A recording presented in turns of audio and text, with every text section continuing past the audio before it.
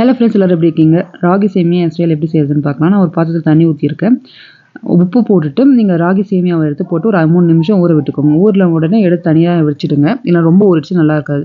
அப்புறம் இட்லி பானையில் வந்து தண்ணி ஊற்றி நல்லா கொதிச்ச உடனே நீங்கள் இட்லி தட்டில் எண்ணெய் தடவிட்டு வச்சிட வேண்டியதான். இப்போ நம்ம எடுத்து நல்லா ஃபில்டர் பண்ணி அந்த சேமியாவை அது மேலே போட்டு ஒரு 5 நிமிஷம் வேக விட்டு எடுத்திங்கன்னா நல்லா உதிரியாக சூப்பராக இருக்கும். நீங்கள் அப்படியே ஸ்டவ் ஆஃப் பண்ணிடலாம். நம்ம தாளிச்சு கொட்ட வரைக்கும் அது அதிலே இருந்தாலும் ஒன்றும் ஆகாது. ஒரு வானலில் 2 ஸ்பூன் எண்ணெய் ஊற்றி கடுகு போட்டு, கடுகு பொரிஞ்ச உடனே கடலப்பருப்பு 3 காஞ்ச மிளகாய் பொடியாக சாப் பண்ணி சேர்த்தாச்சு. ஒரு 2 வெங்காயத்தை பொடியாக சாப் பண்ணி கண்ணாடி பதம் வர வரைக்கும் நல்லா வதக்கிக்கோங்க. அப்புறமா ஒரு தக்காளி ஒரு பெரிய சைஸ் தக்காளியை நான் பொடியாக கட் பண்ணி சேர்த்துக்கிறேன். தேவையான உப்பு லைட்டாக சேர்த்துக்கோங்க. இது நல்லா குழஞ்சி வந்த உடனே